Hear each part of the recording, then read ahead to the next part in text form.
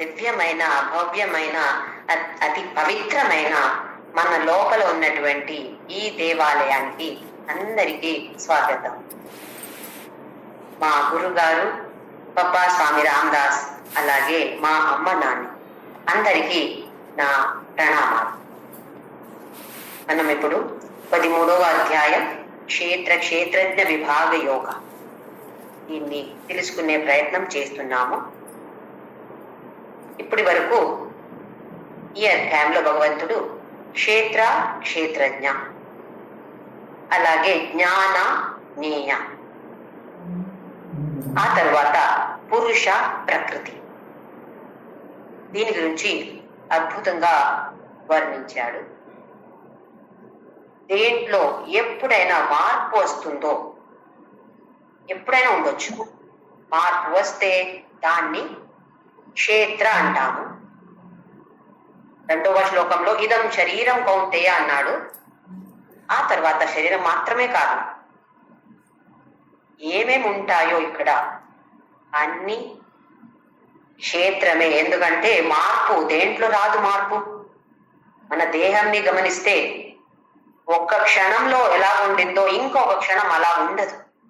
ఏదో కొంచెమైనా మార్పు వస్తుంది. లోపల సెల్స్ ఉంటాయి, అవి కూడా చేంజ్ అవుతూ ఉంటాయి. అయితే దేహం మాత్రమే కాదు, మనస్సు, బుద్ధి, ఇంకా ఏమే మనకు ఇక్కడ ఈ ప్రపంచంలో ఉందో ఏదైనా ఉండొచ్చు, ఏ వస్తువు అయినా ఉండొచ్చు, చెట్టు, ఏదైనా ప్రాణి చూస్తే అన్ని దీంట్లో కూడా కొంచెమైనా మార్పు ఉంటుంది. అంటే ఒక వస్తువుని చూస్తే ఎప్పుడో ఒక రోజు దాన్ని ఎవరో మ్యానుఫ్యాక్చర్ చేశారు లేదా పుట్టి వచ్చింది. ఆ తర్వాత ఎప్పుడో అది పాడైపోతుంది. శాశ్వతంగా ఉంటుందా ఒక వస్తువు? మనకు తెలుసు, ఎన్నో వస్తువులు వాడుతున్నాము, కొన్ని రోజుల తర్వాత మనకు అది పనికి రాదు, ఎందుకంటే పని చేయట్లేదు, అయితే దాన్ని పడేస్తాము.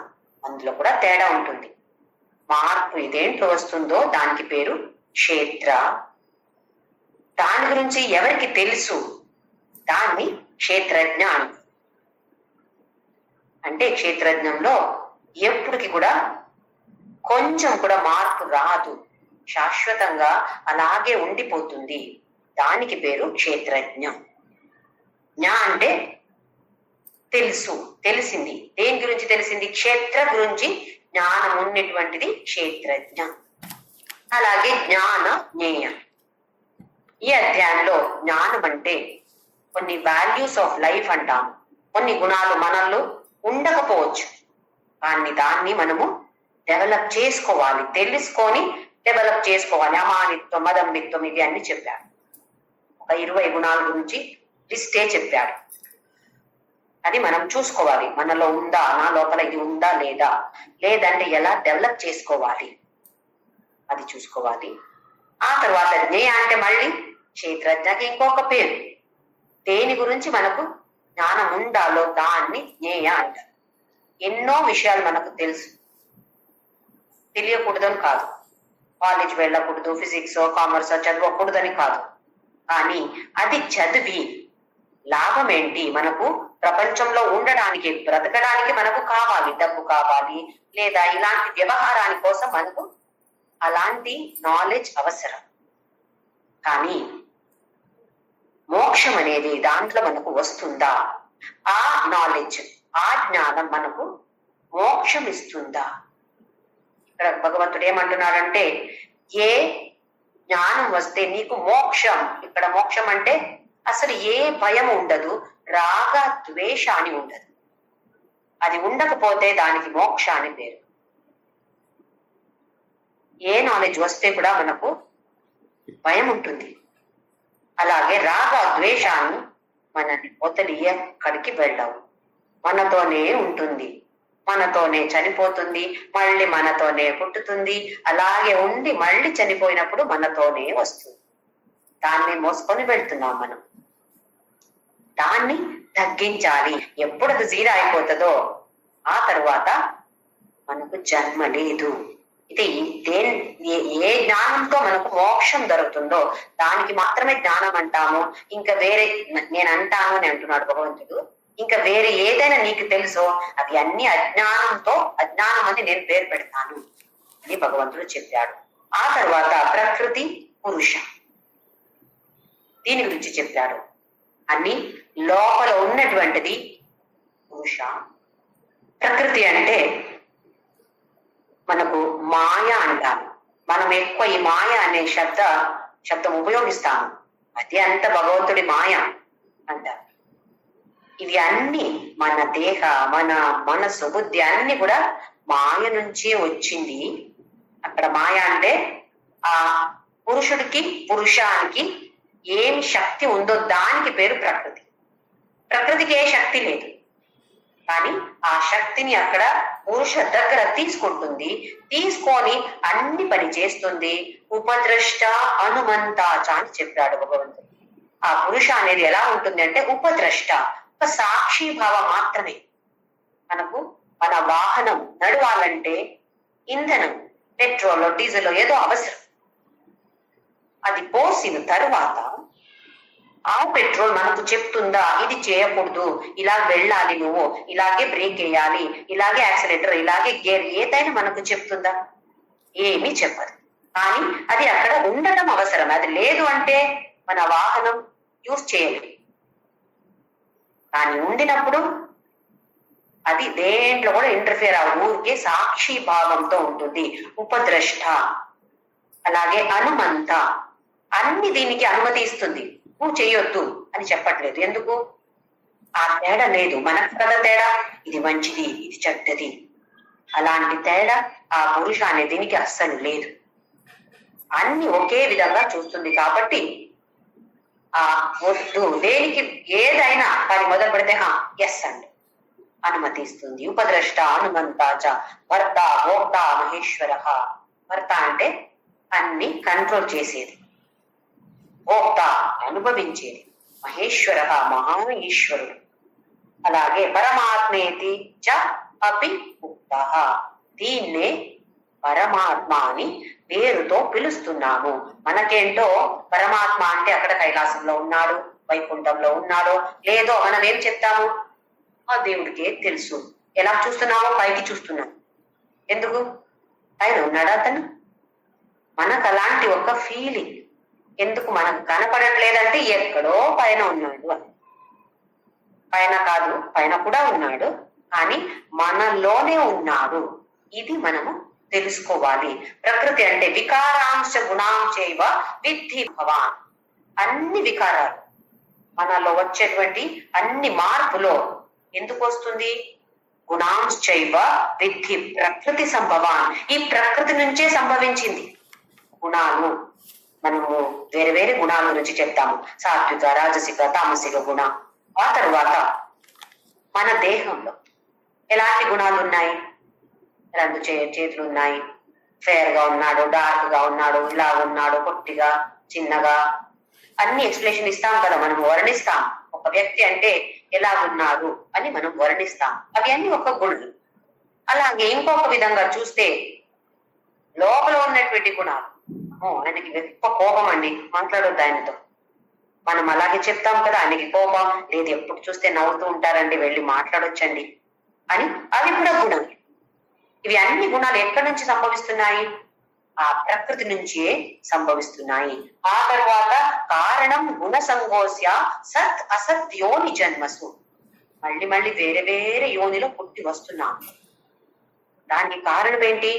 గుణ సంగ. ఈ గుణాలకి మనము అటాచ్మెంట్ పెట్టుకున్నాం. దానివల్ల మళ్ళీ మళ్ళీ వేరే వేరే సత్యోని అసత్యోని. ఇక్కడ సత్ అంటే మంచి, ఇంకా మంచి జన్మ. అసత్ అంటే ఇంకా నీచ జన్మ. ఏదైనా రావచ్చు. మనం ఏమనుకుంటున్నాము? అమ్మ నేను చాలా మంచిదేంటి, నేను ఎవ్వరికి ఏమి తప్పు చేయను, పాపం అస్సలు నేను చేయనే లేదు, నాకు తెలిసి నేను ఏ పాపం చేయలేదు. చాలా మంది చెప్తారు కదా, తెలిసి నా ఏ పాపం చేయలేదు. ఇలాగే ఎన్నో పాపాలు చేసి ఉంటాం. మనం చెప్పడం మాత్రమే, నాకు తెలిసి ఏమి పాపం చేయలేదు. తెలిసి కూడా చేస్తాము, కానీ అది మనకు ఇక్కడ రిజిస్టర్ అయి మన మెమరీలో ఉండదు. అంతే. ఎన్నోసారి చేస్తాము, తెలియక ఎన్నోసారి చేస్తాము. అయితే అవి అన్ని ఉన్నాయి. ఆ గుణాలకి మనము అటాచ్మెంట్ ఉంది. ఇక్కడ కర్మ ఫలానికి అటాచ్మెంట్ వస్తే మళ్ళీ మళ్ళీ మనకు జన్మం ఉంది. సత్ అసత్యోని జన్మసు అని భగవంతుడు చెప్పాడు. నెక్స్ట్ శ్లోకం చూద్దాము. శ్లోక నంబర్ 24. కొన్ని బుక్ లో 23 కూడా ఉండొచ్చు. యయేవం వేత్తి పురుషం ప్రకృతిం చ గుణైః సహ సర్వదా వర్తమానోపి న స భూయోభిజాయతే. యయేవం వేత్తి పురుషః ప్రకృతిం చ గుణైః సహ. ఎవరికి? యహ అంటే ఎవరికి, వేత్తి అంటే ఈ దీని గురించి తెలుసు. దేని గురించి? పురుషం ప్రకృతిం చ గుణైః సహ. పురుష తెలుసు, గుణాలతో ప్రకృతి అంటే మనకు వచ్చే అన్ని గుణాలు ఎక్కడి నుంచి వస్తున్నాయి? ఇప్పుడే చూసాం, ప్రకృతి నుంచి వస్తుంది. ఈ ప్రకృతి అంటే ఏంటి, పురుష అంటే ఏంటి అని ఎవరికి తెలుసో అలాంటి వారికి సర్వథా వర్తమానోపి. ఇక్కడ వర్తమానం అంటే అట్ ప్రెసెంట్, ఈ ప్రెసెంట్ జన్మంలో ఇప్పుడు ఎలా ఉన్నారో, ఎలా ఉంటే కూడా పర్లేదు. మనం అనుకుంటాము, అయ్యో నేను పెళ్లి చేసుకున్నాను, నేను గృహస్థాశ్రమంలో ఉన్నాను, మనకు మోక్షం లేదా అయితే అని ఒక సంశయం మనకు వస్తుంది. ఎందుకంటే కొన్ని పుస్తకాలు ఇలా రాశారు, సన్యాసం తీసుకోవాలి, సన్యాసుడికి మాత్రమే మోక్షం. వేరే కొన్ని బుక్లో వేరే గృహస్థాశ్రమంలో ఉండే వాళ్ళకి అస్సలు మోక్ష అనేది లేదు. కానీ సన్యాసం అంటే ఏంటి? మనం చూసాం, చాలా అధ్యాయాలు చూసాం, 5, 4, 5, 6 అన్ని అధ్యాయాలు సన్యాసం గురించి భగవంతుడు చెప్పాడు. సన్యాస అంటే ఆ ఆరెంజ్ ఇవన్నీ వేసుకొని ఇంకా గుండు చేసుకొని ఒక జపమాల చేతిలో పెట్టుకుంటే సన్యాసి అవ్వం. లేదా మనకు పెళ్లి అయింది, ఇంట్లో గృహస్థాశ్రమంలో ఉన్నాము, ఆ కర్తవ్యం అన్ని చేస్తున్నాము, కానీ ఎలా చేస్తున్నాము? ఏ అటాచ్మెంట్ పెట్టుకోకుండా నా ధర్మం ఏంటి, నా కర్తవ్యం ఏంటి, పురుష అంటే ఏంటి, ప్రకృతి అంటే ఏంటి అని తెలిస్తే మనకు చాలు. అది కూడా సన్యాసమే. సన్యాసి అంటే మనకొక అలాంటి భావన ఉంటుంది. అక్కడ వెళ్ళాలి, అక్కడ హిమాలయకి వెళ్ళాలి, లేదా ఎక్కడో ఒక తిరువన్నామలై వెళ్ళి అక్కడ ఒక గుట్ట మీద కూర్చొని తపస్సు చేస్తే మాత్రమే మనము సన్యాసి అని. అలా కాదు. ఇది చాలాసార్లు చూశాం. అయితే ఇక్కడ భగవంతుడు ఏమంటున్నాడంటే, ఇప్పుడు గృహస్థాశ్రమంలో ఉన్నావా, అక్కడే ఉండు. నువ్వు తల్లిగా ఉన్నావా, నీకు కర్తవ్యం తల్లిగా ఉందా, భార్యంగా ఉందా, అమ్మ లేదా ఏదైనా మనకు చాలా కర్తవ్యం, టీచర్ గా ఉంటే అది ఒక కర్తవ్యం ఉంటుంది. ఇలా ఇలా ఏ కర్తవ్యం ఉందో ఆ కర్తవ్యాన్ని నువ్వు సరిగా చేయి. బయట బాహ్య చేంజ్ చేసే అవసరమే లేదు. ఏం చేంజ్ చేసుకోవాలి మనము? లోపల అది మార్పు తీసుకురావాలి. లోపల మార్పు వస్తే బయట ఎలా ఉంటే కూడా పర్లేదు. సర్వథా వర్తమానోపి. ఇంకొక విధంగా చూస్తే, ఇప్పుడు నాకు తెలిసింది, ఓ నేను అంటే పురుష, నేను శాశ్వతంగా ఉంటాను, నాకు పుట్టు లేదు, చావు లేదు. సరే, తెలిసింది, అనుభవానికి రాలేదు, తెలిసింది. ఇప్పుడు ఎక్కడో ఒక బ్యాంకుకి వెళ్ళి అక్కడ అకౌంట్ ఓపెన్ చేయాలని అనుకోండి. ఒక పెద్ద ఫామ్ ఇస్తారు, పేరు, ఫాదర్ పేరు లేదా అమ్మ పేరు, నాన్న పేరు ఇవన్నీ అడుగుతారు. ఆ తర్వాత డేట్ ఆఫ్ బర్త్ ఇవన్నీ అడుగుతారు. అప్పుడు ఏం రాస్తాను నేను? డేట్ ఆఫ్ బర్త్ నిల్, ఏమీ లేదు. ఎందుకు? నేను పుట్టనే లేదు కదా, నేను పురుష కదా, నాకు పుట్టు లేదు, చావు లేదని భగవద్గీతలో భగవంతుడు చెప్పాడు. అయితే నేనెందుకు రాయాలి అక్కడ డేట్ ఆఫ్ బర్త్? పుట్టిన తేదీ ఎందుకు రాయాలి? పుట్టిన ప్లేస్ అడుగుతారు. ఆహా, నేను పుట్టలేదు ఇలా చెప్పగలుగుతామా? ఎందుకంటే ఈ లౌకిక ప్రపంచంలో ఉండి వ్యవహారం చేయాలంటే ఇది అవసరం. ఇది ఇవ్వకపోతే అక్కడ అకౌంట్ ఓపెన్ చేయరు వాళ్ళు. అంటే ఇక్కడ ఏమంటున్నాడు భగవంతుడు అంటే, ఇది తెలిసి బయట ప్రపంచం చేంజ్ చేసే అవసరం లేదు. బయట వ్యవహారం నువ్వు ఎలా చేస్తూ ఉన్నావో అలాగే చేయాలి. లోపల మార్పు తీసుకురావాలి. బయట మనము చేంజ్ చేయలేము, చేంజ్ అవ్వాలి అని అలా కోరిక కూడా రాకూడదు. వ్యవహారంలో ఎలా చేయాలని ఉంటుందో, ఒక ఫామ్ ఇలాగే పెట్టాలి, ఇలా ఫిల్ చేయాలంటే అలాగే ఫిల్ చేయాలి. ఓహో నేను పెద్ద జ్ఞాని, నేను నాకు తెలుసు పురుష అంటే ఇవి అన్ని మాయ అండి అంటే ఎందుకు వెళ్ళాం మనం మళ్ళీ బ్యాంకుకి అకౌంట్ ఓపెన్ చేయడానికి? లేదా ఒక మొబైల్ ఫోన్ తీసుకోవాలంటే ఇవన్నీ ఇవ్వాలి కదా. దేనికని ఎక్కడ ఏం చెయ్యాలో అది చెయ్యాల్సిందే. జ్ఞాని అయినా ఎవరైనా అలా చేయాల్సిందే. అందుకే సర్వథా వర్తమానోపి. ఆ తర్వాత నస భూయ, మళ్ళీ దీనికి వస్తాము తర్వాత. నస భూయ అభిజాయతే, సహ అంటే అతను, అతడు నా భూయ మళ్ళీ మళ్ళీ అభిజాయతే, నా అంటే మళ్ళీ జన్మం లేదు. జన్మం లేదు అంటే మరణం లేదు. పునరపి జననం పునరపి మరణం పునరపి జనని జఠరే శయనం అట్ ద క్రాస్. లేదు ఎంత మంచిగా ఉంటుంది కదా అలాగా అయితే. మనం కూడా అదే కదా, మనం గురి అదే కదా. ఇప్పుడు పునరపి జననం వద్దు, జననం లేదంటే మళ్ళీ మరణం కూడా ఉండదు. నా సహ భూయగా అభిజాయతే, మళ్ళీ పుట్టడు. ఒకసారి ఈ జన్మ మరణ ఏంటో అని ఒకసారి తెలుసుకుందాము. మన స్థూల శరీరం ఉంది, దాన్ని ఇక్కడ వదిలి సూక్ష్మ శరీరం మాత్రమే బయటికి వస్తుంది, ప్రయాణం చేస్తుంది. స్థూల శరీర ఇక్కడే వదిలి సూక్ష్మ శరీరం మాత్రమే ఈ దేహం నుండి బయటకు వచ్చి ప్రయాణం చేస్తుంది.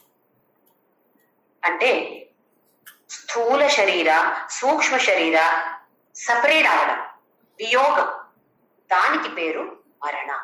ఇవి రెండు కూడా ఈ ప్రకృతియ వేరే వేరే రెండు రూపాలు, వేరే వేరే రూపాలు ఉన్నాయి ప్రకృతికి.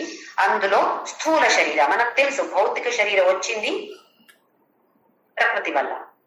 మనస్సు అది కూడా ప్రకృతియే కదా, ఇంకొక ప్రకృతి, ఇంకొక రూపం. అది ప్రకృతియ ఒక్క రూపం, ఇంకొక రూపం. స్థూల శరీర సూక్ష్మ శరీర విడిపోవడం, దీనికి పేరు మరణం. ఈ సూక్ష్మ శరీర ఆ తర్వాత ప్రయాణం చేస్తూ ఉంటుంది. ఎన్ని రోజులు ఎప్పుడు దాకా ప్రయాణం చేస్తుంది, ఎన్ని రోజులు ఎన్ని సంవత్సరాలు తెలీదు. దేన్ని బట్టి ఉంటుంది? మళ్ళీ మన వాసనాల్ని బట్టి ఉంటుంది, దాన్ని బట్టి తిరుగుతూ ఉంటుంది. ఆ తరువాత కరెక్ట్ టైం వచ్చినప్పుడు దానికి సరిపొందే తగిలే అలాగే ఒక స్థూల శరీరం దానికి తగులుతుంది. అక్కడ అందులో మళ్ళీ ప్రవేశం చేసి మళ్ళీ పుట్టుతుంది. జన్మ అంటే స్థూల శరీర సూక్ష్మ శరీర సంయోగ.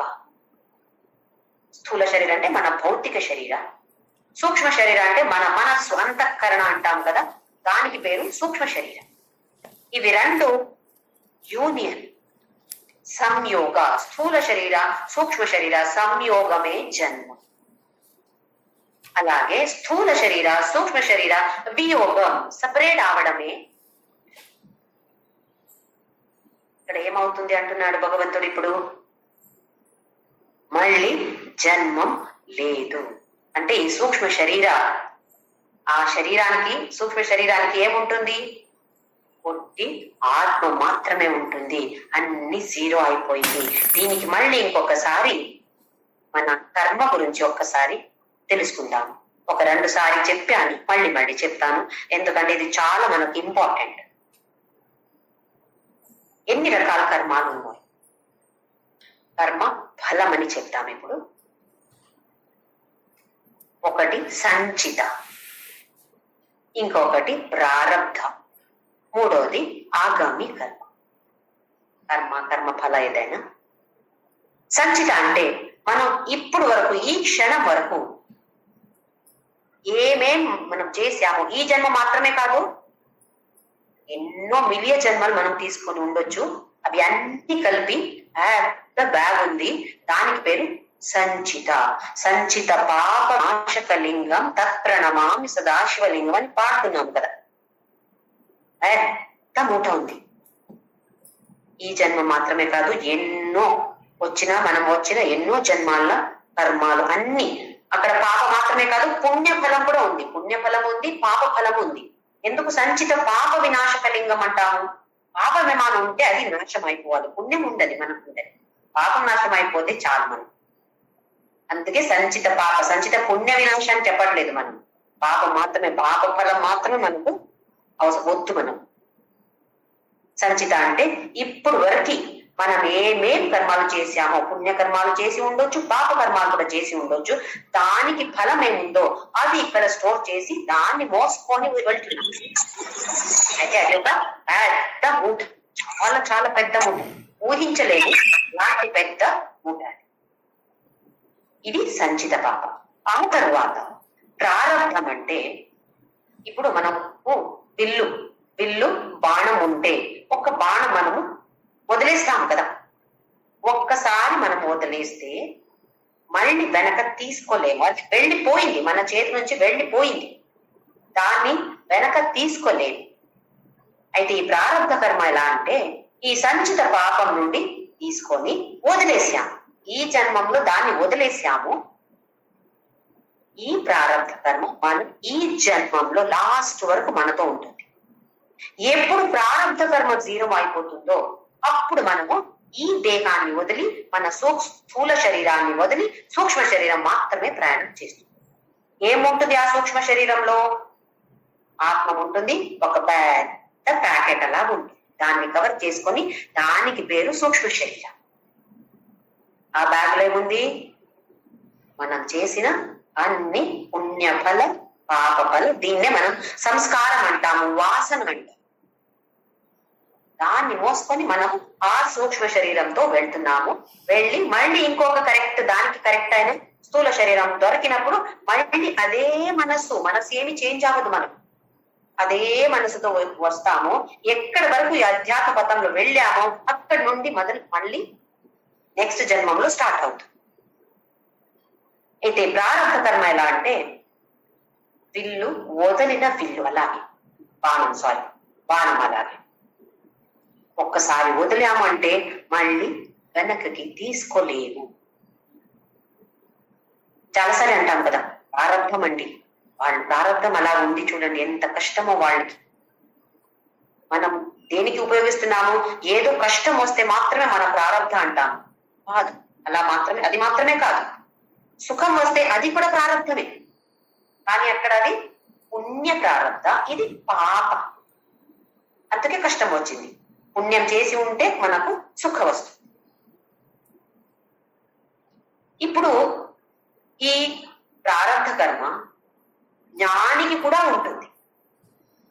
జ్ఞాని అంటే ఇప్పుడు చూడండి, భగవాన్ రమణ మహర్షి ఉండొచ్చు, నా గురుగారు పప్పా స్వామి రామదాస్ ఉండొచ్చు, పుట్టి వచ్చారు మనుష్య దేహంలో వచ్చి, ఆ తరువాత జీవన్ముక్తి పొందారు. ఇప్పుడు నాకు తెలుసు ఇలాగ అయింది వాళ్ళకి, ఇప్పుడు వాళ్ళు జ్ఞానిగా ఉన్నారు, పుట్టినప్పుడు జ్ఞానిగా లేరు, ఆ తర్వాత తపస్సు నామస్మరణ ఏదో చేసి వాళ్ళు జ్ఞాని అయ్యారు అని అంటారు. బుక్కులో చదువుతాం కదా మనం, అలాంటి అనుభవాలు వచ్చింది అందుకే జ్ఞాని అయ్యారు. ఆ తరువాత వాళ్ళ జీవితాన్ని మనము గమనిస్తే చాలా కష్టాలు వస్తాయి వాళ్ళకి కూడా. భగవాన్ రమణ మహర్షికి ఎలాగైంది? సార్కోమా అనే పెద్ద క్యాన్సర్ లో అత్యంత క్రూరమైన క్యాన్సర్ అంట, అది వచ్చింది. అయితే చాలా మంది భక్తులకి చాలా కష్టమైంది. ఎంత కష్టం పడుతున్నారో మన భగవాన్ అని అనుకొని కొందరు వెళ్ళి చెప్పారంట అక్కడ, ఎంత కష్టమో మీకెందుకు ఇలా వచ్చింది అని. అయితే ఆయన నవ్వి చెప్పారంట, మీరేమి నేర్చుకోలేదు, ఎందుకంటే కష్టం ఎవరికి? నేనంటే ఎవరు? నేను ఈ దేహం కాదు కదా. అవును, దేహానికి కష్టం, కానీ అది నా కష్టం కాదు అని అన్నారంట. అంటే మనం ఏం నేర్చుకోవాలి ఇక్కడ అంటే మళ్ళీ సర్వథా వర్తమానోపి, ఈ వర్తమానంలో ఉండి ఏం చేయాలో దాన్ని చెయ్యాలి. జ్ఞాని ఆయన అతనికి ఏమవుతుంది అంటే కష్టాలు వస్తున్నాయి, కానీ అది కష్టాన్ని అనిపించదు. నా దేహానికి వచ్చిన కష్టం ఎలా కష్టం అయిపోతుంది? అలాంటి భావనతో ఉంటారు. మనం ఎలా ఉన్నాము? ఒక్క చిన్న తలనొప్పి, 1 గంట అయింది తలనొప్పి అంతే, ఎలా అబ్బో తలనొప్పి అని మనకు తలనొప్పి, వేరే వాళ్ళకి అందరికి తలనొప్పి ఇస్తున్నాం మనం. ఈ దేహానికి వచ్చిన కొంచెం నొప్పి ఉంటే ఎలాగున్నాం మనం? జ్ఞానికైతే పెద్ద వ్యాధి వస్తే కూడా ఆయనకి అది సఫరింగ్ అని అనిపించదు. నొప్పి ఉంది, దేహానికి నొప్పి ఉంది, కానీ నా బాధ, ఆ నొప్పితో నేను సఫర్ అవ్వట్లేదు. ఇది మనం ఇక్కడ తెలుసుకోవాలి. ఎందుకంటే కొందరు సెయింట్స్, సన్యాసిని, సంతుల్ని చూస్తే కొందరు అంటారు, ఆయన ఏంటి సంతులు, ఆయనకి చూడు ఇలాగ అవుతుంది, ఇలాగ అయితే ఆయన సంతుడే కాదు, అలాగ అవ్వకూడదు కదా వాళ్ళకి, అలాంటి వాళ్ళకి అని మనము వాళ్ళు గేజ్ చేస్తున్నాము. ఏం సంతుడే మాత్రం అని మనం చెప్తున్నాం కదా. ఆయన లోపల ఎలా ఉందో మనకు తెలియట్లేదు. బయట చూస్తే దేహానికి కష్టం వస్తుంది, కానీ వాళ్ళు ఎలా ఉన్నారు? సర్వథా వర్తమానోపి. బయట చూస్తే మన అలాగే ఉన్నారు, కానీ తేడా అస్సలు లోపల వాళ్ళకి ఏ నొప్పి లేదు. మనకు ఎక్కువ నొప్పి లోపల, బయట కొంచెం నొప్పి అయితే కూడా ఎక్కువ నొప్పి మనకు లోపల ఉంటుంది. ఇది సర్వథా వర్తమానోపి. మళ్ళీ ఈ ప్రారంధ కర్మ అనేది ఎవరిని వదలదు. సంచిత పాపం నుండి, ఆ బ్యాగ్ నుండి తీసిన ఈ జన్మానికి వచ్చే వాడు ప్రారంధ కర్మ. ఆ తరువాత ఇప్పుడు నుండి ఇంకా నెక్స్ట్ మొమెంట్ మనం చేసే కర్మానికి పేరు ఆగామి కర్మ. అంటే భవిష్యత్, ఫ్యూచర్ కర్మానికి పేరు ఆగామి కర్మ. జ్ఞాని అయిన తరువాత ఏమేం పని చేస్తాడో, ఏ కర్మ చేస్తాడో ఆ కర్మానికి, అది పుణ్యమే ఉండొచ్చు, పాపమే ఉండొచ్చు. పుణ్య ఫలం లేదు, పాప ఫలం లేదు, కర్మ ఫలం జీరో అయిపోతుంది. అయితే సంచిత కర్మ ఫల జీరో అయింది, ఆగామి కర్మ ఫల జీరో అయింది, ప్రారంధ కర్మ ఫల ఇంకా నడుస్తూ ఉంది. ఆ దేహాన్ని వదిలి ఎప్పుడు వెళ్తాడో అప్పుడు అది కూడా జీరో అయిపోయింది. అయితే అన్ని సంచిత జీరో, ప్రారంధ జీరో, ఆగామి జీరో అయితే మళ్ళీ మోక్షమే. ఇది మనం తెలుసుకోవాలి. సంచిత అంటే మనం ఎప్పుడు నుండి ఇప్పుడు వరకు చేశాం. ఎప్పటి నుండి అంటే ఎన్నో జన్మాలు చేసిన పాపకర్మ, పుణ్యకర్మ ఫల, దీనికి వాసన, సంస్కారాన్ని పేరు. దాన్ని పెద్ద బ్యాగ్ లో పెట్టుకొని తిరుగుతున్నాము. ఆ బ్యాగ్ నుండి తీసి ఈ జన్మానికి ఏది మనకు కర్మ ఫలం వస్తుందో, ఏమేమి వస్తుందో మనకు తెలీదు, ఏమేమి వస్తుందో దానికి పేరు ప్రారంభం. ఇంకా ఇప్పుడు నుండి తర్వాత నెక్స్ట్ మొమెంట్ మనం ఏం కర్మం చేస్తామో దానికి వచ్చే ఫలానికి పేరు ఆగామి కర్మ ఫల. ప్రారంభ అనేది జ్ఞానికి కూడా ఉంటుంది, కానీ తేడా ఉంటుంది. నేను అంటే ఎవరు అని తెలుసుకున్న తరువాత ఆ నొప్పి అనేది ఉండదు. మనకు నొప్పి అనేది, లేదా అజ్ఞానికి ఆ నొప్పి అనేది ఎక్కువ ఉంటుంది, జ్ఞానికి ఆ నొప్పి అనేది ఉండదు. అందుకే భగవంతుడు అంటున్నాడు, సర్వథా వర్తమానోపి నస భూయోభి నస భూయ అభిజాయతే. ఇప్పుడు ఒక డ్రామా, మనం ఒక నాటకం చేస్తున్నాం అనుకోండి. అందులో నాకు ఒక పెద్ద పాత్రం ఇచ్చారు, మహారాణి పాత్రం ఇచ్చారు. చాలా మంచిగా నటించాను నేను. ఆ నాటకంలో ఈ పాత్రం అయిన తరువాత ఇంటికి వచ్చి అక్కడ మళ్ళీ నేను మహారాణి, నాకు అది తీసుకువచ్చాయి, ఇది తీసుకువచ్చాయి, ఎవరెవరు అన్ని నాకు సేవలు చేస్తారని అనుకుంటే ఏమంటారు? అయ్యో మూర్ఖుడు అని అంటాం కదా. ఎందుకు? ఇంట్లో అది కాదు కదా. మన ఇంటికి వచ్చిన తరువాత నేనెవరు? నా పని ఇది ఉంది, నా కర్తవ్యం ఇది ఉంది అని తెలుసుకొని అది చేస్తాము. నాటకంలో నేను ఇలా చేశాను, ఇక్కడ కూడా ఇలాగ ఉంటాను నడుస్తుందా? ఏ పాత్రమే. ఒక సినిమాలు చూడండి, విలన్ ఇంట్లో విలన్ గా ఉంటాడా? ఎంత మంచిగా ఉంటాడు అతను, సినిమాలు మాత్రమే విలన్. అలాగే మనము కూడా ఇది ఈ బ్రతుకు అంటే ఒక నాటకం. ఏమేం భగవంతుడు కర్తవ్యాలు మన ఏ పొజిషన్ లో పెట్టాడో అవి అన్ని మనం నిర్వహించాలి. కానీ నిజంగా చూస్తే నేను ఎవరు? ఈ నాటకంలో నేను ఇలా ఉన్నాను, నిజంగా నేను ఎవరు? ఆ విలన్ చేసిన అభినయించిన నటుడికి కూడా బ్యాక్ ఆఫ్ ద మైండ్ ఏముంటుంది? ఓహో, ఇంట్లో పిల్లలు ఇలా ఉన్నారు, మా భార్య వెయిట్ చేస్తుంది, లేదా హస్బెండ్ వెయిట్ చేస్తున్నారు, ఇలాంటి ఆలోచనలు వస్తాయి కదా. ఎందుకు? ఒరిజినలీ నేను ఎవరు అని యోచన ఉంటుంది, అలాంటి థాట్స్ ఉంటుంది. అయితే మనకు కూడా ఇక్కడ ఈ నాటకంలో మనం అభినయం చేసినప్పుడు కరెక్ట్ గా సర్వథా వర్తమానోపి ఏమేం మన కర్తవ్యాలు ఉన్నాయో అన్ని మనం నిర్వహించాలి. కానీ దృష్టి మాత్రం అక్కడ ఉండాలి. నేనెవరు, ఎందుకు వచ్చాను ఇక్కడికి, ఎక్కడికి వెళ్తున్నాను, ఇక్కడ నుండి ఎలా వెళ్తున్నాను, ఎక్కడ వెళ్ళాలి, ఎక్కడికి వెళ్తున్నాను, ఈ డైరెక్షన్ లో వెళ్ళాలి, కానీ నేను ఇటు వెళ్తున్నాను, అక్కడ నాకు వెళ్ళాల్సింది ఇటు వెళ్తే అక్కడ అందగలుగుతానా నేను? ఇవి అన్ని మనకు ప్రశ్న వస్తుంది, ప్రశ్న రావాలి. అది వస్తేనే మనము దాని గురించి మళ్ళీ మళ్ళీ మళ్ళీ మళ్ళీ విచారం చేస్తాం. అయితే ఈ ఒక్క శ్లోకంలో మనకు చాలా తెలుసుకోవడానికి చాలా ఉంది. సర్వథా వర్తమానోపి నసభూయక అభిజాయతే, మళ్ళీ పుట్టడు. ఎవరికి ఈ పురుష ప్రకృతి గురించి తెలుసో అలాంటి వాడు సర్వథా వర్తమానోపి. మనం చూస్తే ఏమి తేడది, మనం చెప్పలేం కదా ఎవరు జ్ఞాని అని. మనం డెఫినెట్ గా చెప్పలేం. కొందరిని చూస్తే ఏదో సన్యాసి ఎలా ఉంటారు, ఓహో ఈయన జ్ఞాని ఉండొచ్చు అని మనకు ఒక్క ఇది వస్తుంది, ఆ ఉండొచ్చు అని. లేదా గృహస్థాశ్రమంలో ఎవరైనా ఉంటే మనకు అస్సలు వాళ్ళ జ్ఞాని అని మనకు తెలియదు. సర్వథా వర్తమానోపి నా సహ భూయ అభిజాయతే, మళ్ళీ పునరపి జననం పునరపి మరణం అట్ ద క్రాస్, మళ్ళీ రాదు. నెక్స్ట్ శ్లోక నంబర్ 25. ధ్యానేనాత్మని పశ్యంతి కేచిదాత్మానమాత్మనం అన్యే సాంఖ్యేన యోగేన కర్మయోగేన చాపరం. ఇక్కడ మళ్ళీ ఆత్మ ఆత్మ ఆత్మ అని 3 సారి అదే శబ్దం వస్తుంది. మనం చాలా సారి చూసాం ఈ భగవద్గీతలో ఆత్మ అనే పేరు చాలా సారి వస్తుంది.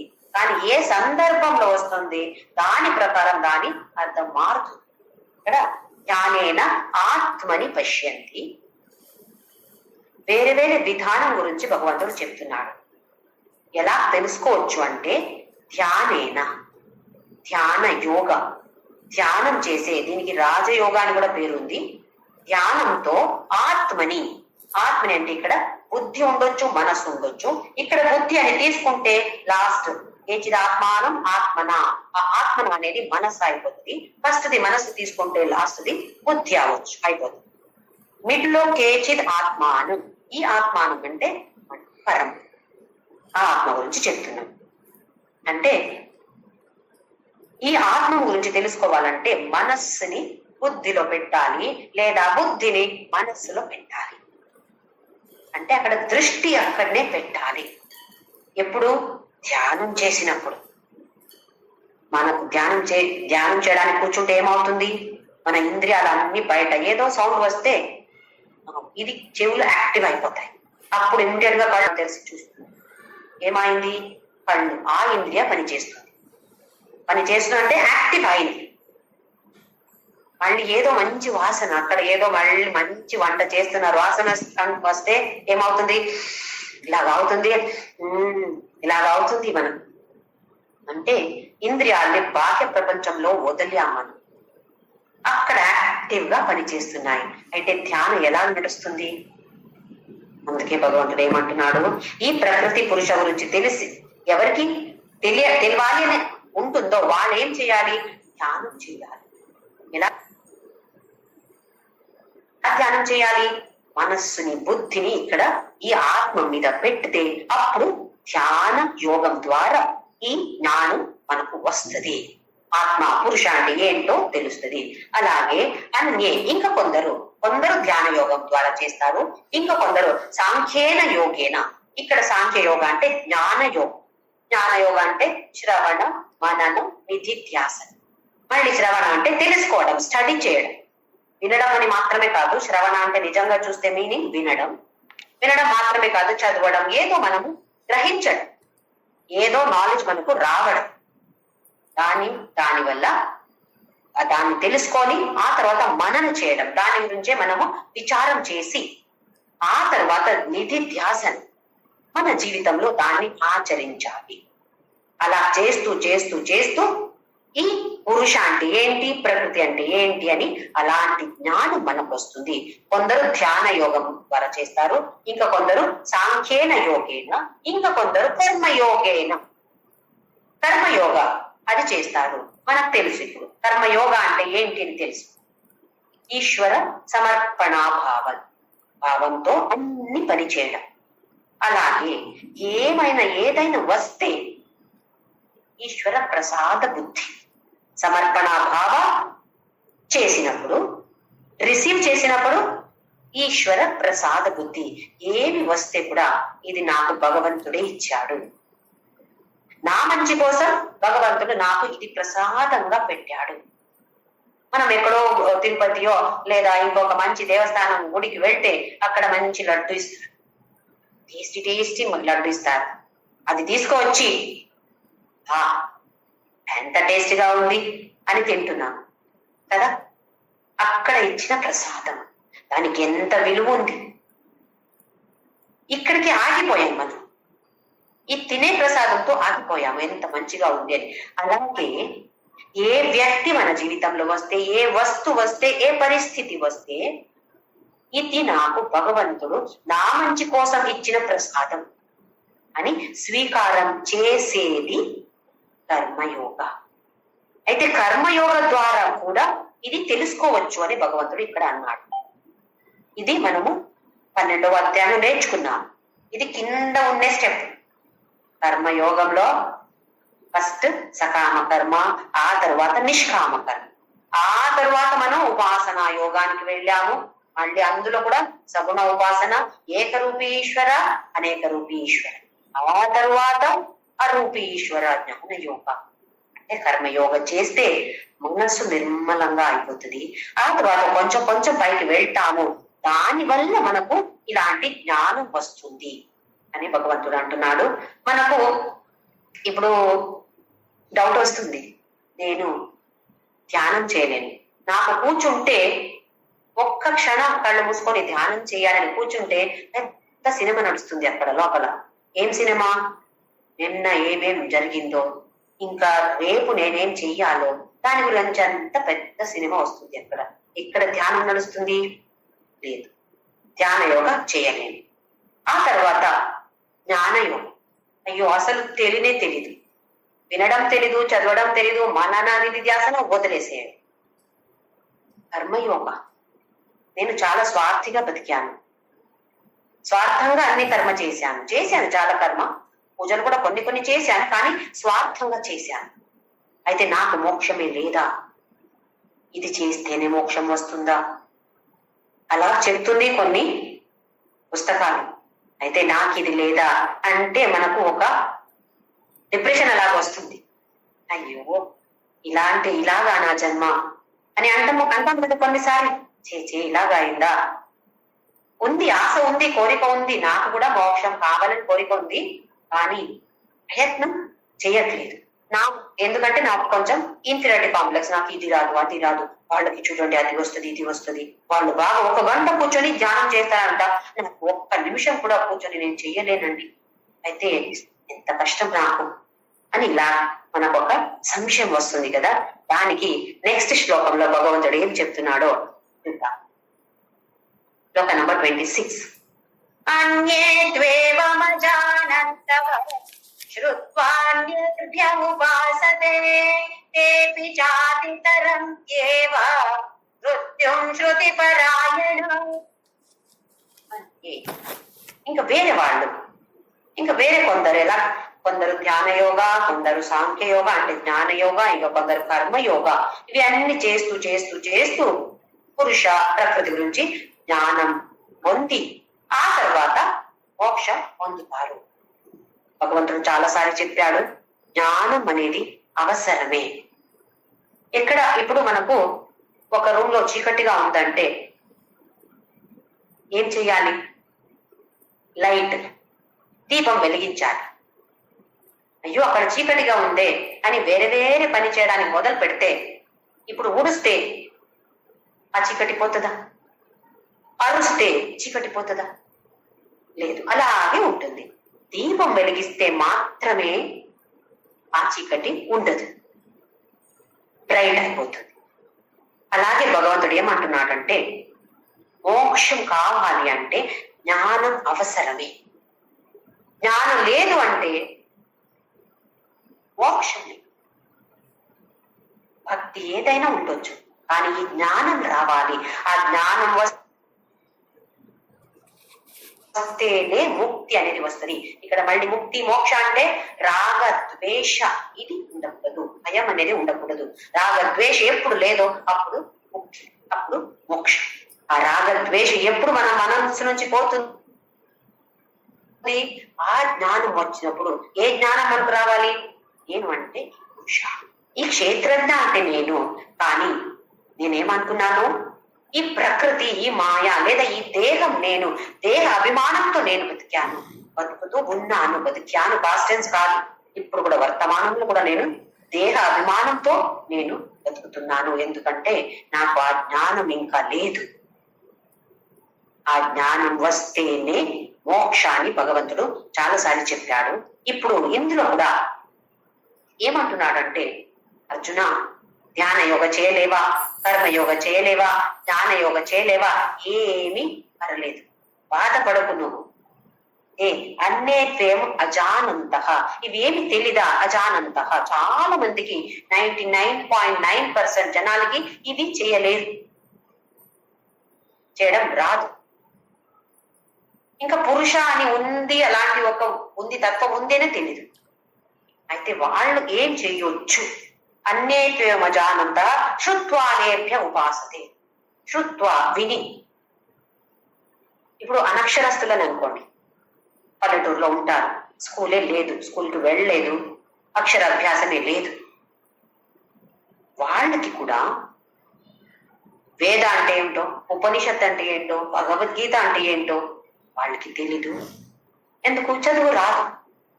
అయితే వాళ్ళు కూడా ఎవరో వేరే వాళ్ళు చెప్పిన ఇది శృత్వానేభ్య ఉపాసతే, ఎవరో అక్కడ వచ్చి చెప్తారు, ఇలా ఇలా చేయండి మీరు, మీకు చాలా మంచిది అవుతుందంటే శ్రద్ధతో చెప్పినట్టే చేస్తారు, ఉపాసన చేస్తారు. ఎలా ఉపాసన చేస్తారు? ఎవరు ఎలాగో వచ్చి చెప్తారు, దాని మీద శ్రద్ధతో ఎలా చెప్తారో అలాగే ఉపాసన చేస్తారు. ఇక్కడ శృత్వ అంటే విని. అది పెద్ద వేద గురించి అవసరం లేదు, ఉపనిషత్తు గురించి అవసరం లేదు, భగవద్గీత గురించి కూడా అవసరం లేదు. ఒక చిన్న భజన ఉండొచ్చు, ఒక చిన్న పాట ఉండొచ్చు.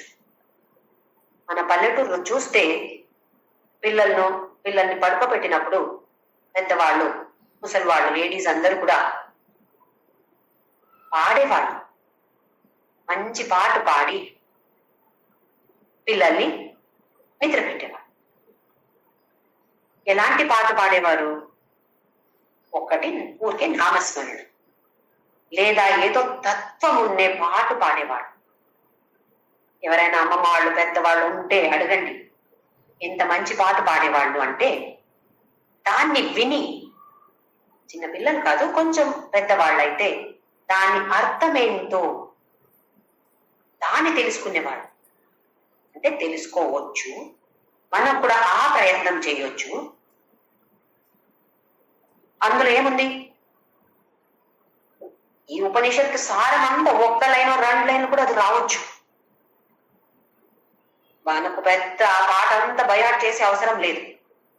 మనం కూడా ఇక్కడ భజన పాడుతున్నాము, గురువారం మనం కూడా భజన పాడుతున్నాము, ఎన్నో పాటలు పాడుతున్నాము. ఈ తుకారాం, నామదేవ, అభంగ మరాఠీలో ఉంటాయి. అన్ని చూస్తే ఒక్కొక్క లైన్కి డీప్గా వెళ్తే, లోతుగా వెళ్తే చాలా మంచి తత్వాలు ఉన్నాయి. పైకి చూస్తే ఇలాగే అనిపిస్తుంది, కానీ దాని లోపల వెళ్ళి చూస్తే ఎంతో మంచి తత్వాల గురించి పాట పాడుతున్నారు. మనం ఇక్కడ రీసెంట్ గా ఒక కన్నడ పాట నేర్చుకున్నాము. ఎన్నల్లిరువను నారాయణ, ఎన్న మనసల్లిరువను నారాయణ. నాలో ఉన్నాడు నారాయణ, నా మనస్సులో ఉన్నాడు నారాయణ. ఇంకా వేరే చోట కూడా నాలో మాత్రమే కాదు, ఎల్లరల్లిరువను నారాయణ, అందరి లోపల ఉన్నాడు. అలాగే ఎల్లెల్లియు ఇరువను నారాయణ. ఇది 4 లైన్ చాలు. అన్ని చోట నారాయణ ఉన్నాడు. ఫస్ట్ నాలో ఉన్నాడు, నా మనస్సులో ఉన్నాడు. 2వ లైన్ నా మనస్సులో ఉన్నాడు. ఆ తర్వాత అందరిలో ఉన్నాడు. ఆ తర్వాత అందరిలో మాత్రమే కాదు, అన్ని చోట ఉన్నాడు. చూడండి, 4 లైన్ గురించి మనం మళ్ళీ మళ్ళీ విచారం చేస్తే చూడటానికి ఇది ఒక భజన. ఎంత మంచిగా పాడతాం, రాగంగా పాడతాము, అంత తాళబద్ధంగా పాడతాం. కానీ దాని అర్థం ఏంటో తెలుగులో కూడా ఇలాంటి చాలా పాటలు ఉండొచ్చు, నాకు సరిగా తెలీదు. అంటే ఒక 2 లైన్లో మనకు ఇలాంటి ఒక అర్థం వచ్చి చాలా పాటలు ఉండొచ్చు. నాలో ఉన్నాడు, నా మనసులో ఉన్నాడు, అందరిలో ఉన్నాడు, అన్ని చోట ఉన్నాడు. చాలు, 4 లైన్ చాలు. ఏముంది ఇందులో? ఇదే అన్ని ఉపనిషత్ సారం, ఇదే ఎస్సెన్స్, ఇదే భగవద్గీత ఎస్సెన్స్ కూడా ఇదే. ఇంకా భగవద్గీతనే చదవాలి, ఉపనిషత్తే చదవాలి అని ఏముంది? లేదు, కొందరు ఉపనిషత్తు చదువుతారు, భగవద్గీత చదువుతారు, వేదాలు తెలుసు, పారాయణ చేయడం తెలుసు, అర్థం తెలుసు. కొందరికి అర్థం తెలుసు, కొందరికి అర్థం తెలీదు. అందుకే పారాయణం చేసి మనకి ఏమీ రాదు. అది ఏంటో తెలుసుకోవాలి. దానికి ఉపనిషత్తు ఎందుకు అవసరం? ఈ చిన్న పాట చాలు కదా, 100% చాలు. ఏ భగవద్గీత అవసరం లేదు, ఏ ఉపనిషత్తు నేర్చుకునే అవసరం లేదు. అది ఒక్క పాటలో ఫస్ట్ 4 లైన్ అది తెలుసుకుంటే దాన్ని సారా ఇక్కడ లోపలికి వెళితే నేను పురుషాన్ని మనకు తెలుస్తుంది. నేనే నారాయణ, అన్ని చోట ఉన్నాడు, నాలో ఉన్నాడంటే నేనే కదా నారాయణ. అదే భగవంతుడు ఇక్కడ చెప్తున్నాడు, శ్రుత్వానేభ్య ఉపాసతే తేపిచ అతితరం తేవ నృత్యం శృతిపరాయణ. ఎవరు ఇలా శృతిపరాయణంగా ఉంటారో వింటూ ఉంటారు. వినడం అంటే ఊరికే వినడం కాదు, దాని గురించి విచారం చేస్తున్నాడు. మన అమ్మమ్మ వాళ్ళు, ఆ జనరేషన్ వాళ్ళు చూడండి, చాలా మంది అందులో స్కూలే వెళ్ళలేదు, చదివే రాదు. కానీ ఎంత మంచి తత్వం వాళ్ళకి తెలిసి ఉండింది. ఎలా వచ్చింది వాళ్ళకి? దేన్ని విన్నారో దాని గురించి మళ్ళీ మళ్ళీ ఆలోచించి, ఓహో ఇలా ఉంది తత్వం అంటే ఇలాగని వాళ్ళు నేర్చుకున్నారు. శృతి పరాయణ, విని దాన్ని మళ్ళీ మళ్ళీ విచారం చేసి నిధిధ్యాసన చేశారు. అయితే భగవంతుడు ఇక్కడ ఏమంటున్నాడు అంటే, ఇదే చదవాలి, అదే చదవాలి, ఇదే నేర్చుకోవాలని ఏమి కాదు. ఎక్కడ ఏం విన్నావో మంచిది వింటే దాని గురించి విచారం చేసి శృతి పరాయణులుగా ఉంటే వాళ్ళకి కూడా మళ్ళీ మృత్యు లేదు. నసభూయో విజాయతే అన్నాడు కదా, అది వీళ్ళకి కూడా అప్లై అవుతుంది. ఇది చాలా సంతోషమైన విచారం. మనకు మంచి సందేశం మనకు భగవంతుడు ఇచ్చాడు.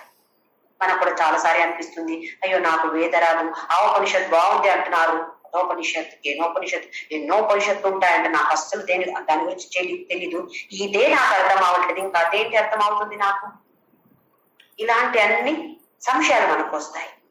అయితే భగవంతుడు చాలా చక్కగా అన్నాడు, ఏమీ అవసరం లేదు, తెలీదా పర్లేదు, కానీ ఇది శృతి ప్రాణాలుగా ఉంటే కూడా చాలు.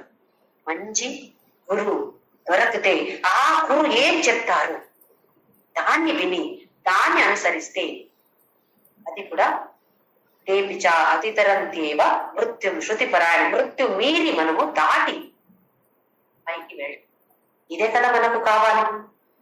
ఆ ఉపనిషత్తుని చేయలేకపోతే కూడా ఏమి పర్లేదు, మనము కూడా ఆ మోక్షం పొందుతామని భగవంతుడు ఇక్కడ చెప్పాడు. దాని మీద శ్రద్ధతో మనము ముందుకు వెళ్తాం. నెక్స్ట్ శ్లోక నంబర్ 27. యావత్ సంజాయతే కించిత్ సత్వం స్థావర జంగమం క్షేత్ర క్షేత్రజ్ఞ సంయోగాత్ తద్విద్ధి భరత వృషభ. యావత్ సంజాయతే పుట్టిన సత్వం, ఇక్కడ సత్వం అంటే భూతం అంటాం కదా మనము, ఏమేం ఈ అస్తిత్వంలో వచ్చిందో అవి అన్ని. అంటే మనం ఇక్కడ ఒక మనిషిగా ఉండొచ్చు లేదా వస్తువుగా ఉండొచ్చు, ఏమైనా ఇక్కడ వచ్చిందో సత్వం స్థావర జంగమం. స్థావర అంటే అసలు మూమెంట్ లేదు, చర అచర అంటాం కదా, ఇక్కడ అచర అంటే స్థావర, మూమెంట్ లేదు, చలన లేదు. జంగమ, జంగమ అంటే మూమెంట్ ఉంటుంది, చలిస్తూ ఉంటుంది. ఇప్పుడు మనం అక్కడెక్కడ వెళ్తాం, ప్రాణులు వెళ్తాయి, మనం అందరూ జంగమ కేటగిరీలో వస్తాం. పర్వత చూడండి, చెట్టు చూడండి, అది స్థావరం. అయితే ఇక్కడ అస్తిత్వాలు ఏమేముందో స్థావరం ఉండొచ్చు, జంగమ ఉండొచ్చు. ఎలా పుట్టింది? క్షేత్రజ్ఞ సంయోగ. క్షేత్ర కావాలి, క్షేత్రజ్ఞ కూడా కావాలి. ఇలా మనం చెప్పాం కదా, ఎలక్ట్రిసిటీ ఉండాలి, దానికి ఒక గ్యాజెట్ కావాలి, ఒక లైట్ బల్బ్ కావాలి, లేదా ఫ్యాన్ కావాలి, ఏదో ఒక కావాలి. లేకపోతే ఎలక్ట్రిసిటీ ఉండి ఏమి లాభం మనకు? ఎలక్ట్రిసిటీ వచ్చింది ఇంటికి, కానీ ఒక్క గ్యాజెట్ కూడా లేదు. పనికి వస్తుందా? అది పనికి రాదు. అలాగే నా దగ్గర ఫ్యాన్ ఉంది, ఏసీ ఉంది, నా దగ్గర ఫ్రిడ్జ్ ఉంది, బ్లా ఉంది, కానీ కరెంట్ ఎలక్ట్రిసిటీ లేదు, కనెక్షన్ లేదు. ఏమి లాభం? రెండు కావాలి. క్షేత్రజ్ఞ సంయోగ. దీనివల్ల పుట్టి వస్తుంది ఏ వస్తువైంది, దేనికి పుట్టుతుంది, ఇక్కడ ఎలా పుట్టుతుంది, దేనికి అంటారు, ఎలా పుట్టుతుంది అంటే క్షేత్రజ్ఞ సంయోగ భరతర్షభ. దీని గురించి తెలుసుకో. క్షేత్రజ్ఞ సంయోగ, ఇది ఇప్పుడే చూసాము. ఒకటి స్థూల శరీర, సూక్ష్మ శరీర, అవి రెండు కావాలి. దానితో ఆ క్షేత్రజ్ఞ కూడా ఉండాలి. అది ఉండినప్పుడు మనము పుట్టుతాము. అలాగే అది వీడిపోయి, సూక్ష్మ శరీరం వీడిపోతే, అక్కడ సూక్ష్మ శరీరం మాత్రమే అన్నాము, సూక్ష్మ శరీరంలో ఈ ఆత్మ ఉంది కాబట్టి ఆత్మ గురించి సపరేట్ గా చెప్పలేదు. కానీ ఇక్కడ ఇప్పుడు క్షేత్ర కావాలి, క్షేత్రజ్ఞ కూడా కావాలి. క్షేత్రజ్ఞ లేదు అంటే క్షేత్ర కూడా లేదు. ఇంకొక విధంగా చూస్తే, ఇంకొక దృష్టికోణంతో చూస్తే, ఇక్కడ ఈ క్షేత్ర సంయోగ అంటే మళ్ళీ మనం ఇప్పుడు చెప్పాము కదా, కారణం గుణ సంగోశ సత్ అసత్ యోని జన్మసు. అంటే మనకు ఈ దృష్టికోణంతో చూస్తే మనకు అక్కడ అటాచ్మెంట్ ఉంది కాబట్టి ఈ క్షేత్రతో ఈ క్షేత్రజ్ఞ సంయోగ అవుతుంది. ఎప్పుడు ఈ అటాచ్మెంట్ వదిలేస్తాము, మళ్ళీ క్షేత్రజ్ఞ సంయోగ అవ్వదు. ఇప్పుడు చూడండి, మన ఇద్దరు వ్యక్తిలో ఉంటే దాని వాళ్ళ మధ్యలో ఏమో ఉంది కదా, దానికి ఏమంటున్నాము? ఆకాశ. ఆకాశ అంటే పైన ఉన్నటువంటి బ్లూ కలర్ ఆకాశం చెప్పట్లేదు, ఈ స్పేస్ అంటాం కదా, దానికి ఆకాశ అని పేరు. మన ఈ ఉపనిషత్తు భగవద్గీతలో ఆకాశ అంటే పైన ఉన్నటువంటి ఆకాశ కాదు, అది కూడా వస్తుంది, కానీ స్పేస్ కి పేరు ఆకాశం. ఇప్పుడు ఆకాశంలో నేను ఇలా ఒక చెయ్యి ఇలా చేస్తే కనెక్షన్ అవుతుందా? ఆ స్పేస్, ఆ ఆకాశంతో ఏదైనా కనెక్షన్ ఉందా? నా హ్యాండ్ చేయికి, చేయి ఊరికే ఉంది, ఆకాశం ఊరికే ఉంది. ఇప్పుడు ఒక డ్రమ్ ని ఒక కర్రతో డబడబడబడబ చేస్తాం, కనెక్షన్ అవుతుంది. డ్రమ్ కి ఆ కర్రకి కనెక్షన్ అవుతుంది. పర్మనెంట్ కనెక్షన్ ఉందా అక్కడ? చేస్తాము తీస్తాము, చేస్తాము తీస్తాము. పర్మనెంట్ అంటే ఇప్పుడు మనం చూడండి, మన ఈ తల ఉంది, అక్కడ కింద ఈ బాడీ ఉంది, చేతులు ఉన్నాయి, కనెక్షన్ లేదా? తలకి నా చేతికి కనెక్షన్ లేదా? ఈ జన్మంలో పర్మనెంట్ అది కదా. అలాంటి కనెక్షన్ ఇప్పుడు నేను చేయి ఇలా చేస్తే, ఆకాశంలో చేయి ఇలా చేస్తే కనెక్షన్ అవుతుందా? లేదు కదా. అంటే నార్మల్ కనెక్షన్ కూడా కాదు, ఇలాంటి కనెక్షన్ కూడా కాదు, దానికి ఒక స్పెషల్ కనెక్షన్ ఉంటుంది. ఎలాంటి కనెక్షన్ అది? సూపర్ ఇంపోజ్ అంట. అంటే ఒక రోప్ అక్కడ ఉంటే మనకు చీకట్లు చూస్తే ఎలా అనిపిస్తుంది? అక్కడ పాము ఉందేమో అనిపిస్తుంది. నిజంగా చూసేది పాము కాదు, అది ఒక రోప్. దీనికంటాము super impose. అలాంటి ఒక కనెక్షన్ క్షేత్రజ్ఞ సంయోగంలో వస్తుంది. అంటే ఒక స్పెషల్ కనెక్షన్. నార్మల్ మనం ఇలా చేసి ఇది ఒక కనెక్ట్ అయింది, నా ఈ చేయి కనెక్ట్ అయింది ఇప్పుడు, కానీ ఇలాంటి కనెక్షన్ కాదు. అది ఒక విశేషమైన ఒక సంయోగ. అందుకే అంటున్నాడు క్షేత్రజ్ఞ సంయోగ తద్విద్ధి రథశవ. మనకు నేను దేహాన్ని ఒక మిస్కన్సెప్షన్, రాంగ్ తత్వం ఉంది మన దగ్గర. దానివల్ల ఇలాంటి క్షేత్రజ్ఞ సంయోగ అవుతుంది. ఎప్పుడు మనకు కరెక్ట్ నాలెడ్జ్ అనుభవానికి వస్తుందో ఈ స్పెషల్ కనెక్షన్ ఆ తరువాత ఉండట్లేదు. అందుకే మళ్ళీ జన్మం లేదు. ఎన్నిసారి భగవంతుడు వేరే వేరే వేరే వేరే విధంగా మనకు చెప్తున్నాడు. ఎందుకు ఇలా చెప్తున్నాడు? మంచి శిక్షణ ఇస్తున్నాడు, మంచి ట్రైనింగ్ ఇస్తున్నాడు. చూడండి, ఏ విధంగా చూస్తే ఫైనలీ ఏం చెప్తున్నాడు? నువ్వు అంటే ఈ దేహం కాదు. అదే కదా, అటు ఇటు తిరిగి తిరిగి తిరిగి తిరిగి వచ్చేది ఇది ఒక్కటే తత్వం. చాలాసార్లు అడుగుతారు కొందరు, భగవద్గీత సారం ఏంటి? ఏదో కర్మయోగ, జ్ఞానయోగ, భక్తి యోగ, రాజయోగ, ఉపాసన యోగ లాగా అంటారు. ఏంటి నిజంగా చూస్తే ఇది ఒక్కటే తత్వం. ఫౌండేషన్ ఫర్ భగవద్గీత ఇది మాత్రమే. దాని మీద వేరే వేరే వేరే వేరే పెద్ద పెద్ద బిల్డింగ్ కట్టాము, వేరే వేరే రూమ్లు కట్టాము, కానీ ఫౌండేషన్ ఇది ఒక్క. అర్జున, నువ్వు ఈ దేహం కాదు. దేహంలో ఉన్నటువంటి, దేహం బయట ఉన్నటువంటి, అన్ని చోట ఉన్నటువంటి క్షేత్రజ్ఞ లేదా ఆ పురుష నువ్వు అపార్థం చేసుకున్నావు. నువ్వు దేహ అభిమాన ఉన్నవాడు. ఎందుకు? నేనంటే దేహం అని అనుకున్నావు కాబట్టి ఇలాంటిది వచ్చింది. నిజంగా చూస్తే అది కాదు. అలాంటి భావన వచ్చింది కాబట్టి నీకు విషాదం వచ్చింది. అక్కడ నేను ఎలా చంపాలి, వాళ్ళని చంపాలి, వీళ్ళని చంపాలి, వాళ్ళకేమైపోతుంది, నేను చంపితే వాళ్ళేం, వేరే వాళ్ళు ఏమైపోతారు, వాళ్ళ ఫ్యామిలీస్ అందరూ ఏమైపోతారు, ఇలాంటి ఒక ప్రాబ్లం వచ్చింది అర్జునుడికి. అయితే సారాంశ చూస్తే ఒక్కటే ఒక్కటి తత్వం. దానిపైన వేరే వేరే విధంగా భగవంతుడు చెప్తున్నాడు. ఎందుకంటే భగవంతుడికి తెలుసు ఈ కలియుగంలో వచ్చేవాళ్ళు ఇలాంటి అజ్ఞానులు. ఒక్కసారి రెండుసారి చెప్తే అర్థం అవ్వట్లేదు. ఎన్నోసారి చెప్పాల్సి వస్తుంది. వేరే వేరే విధంగా, వేరే వేరే దృష్టికోణంతో, వేరే వేరే పేరుతో చెప్పాల్సి వస్తుంది. అప్పుడు ఓహో ఇలాగా. ఇప్పుడు మన గురించి ఎవరైనా చెప్తే అమ్మ ఎంత మంచి అమ్మ అని పిల్లలు చెప్తారు. అదే అమ్మ గురించి వేరే వాళ్ళు టీచర్ గా ఉంటే వేరే స్టూడెంట్స్ చెప్తారు, ఓహో ఎంత మంచి టీచరు లేదా ఎంత చెడ్డ టీచరు. ఎక్స్ప్లెయిన్ చేసినప్పుడు మనకు అదే ఒక్క వ్యక్తియే వేరే వేరే దృష్టికోణంతో ద్వారా మనము చూస్తున్నాం. అలాగే ఇది ఒక్క తత్వాన్ని భగవంతుడి పట్టుకొని దాన్ని వేరే వేరే విధంగా వర్ణిస్తున్నాడు.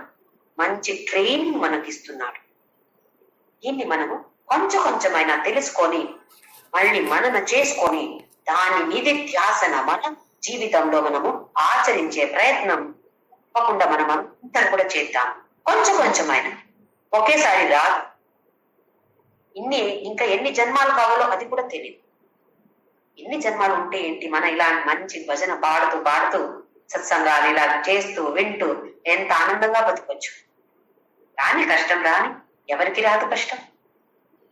నామస్మరణ చేస్తే ఏ కష్టం కూడా మనకు కష్టమని అనిపించదు. ఓం శ్రీరామ్ జయ.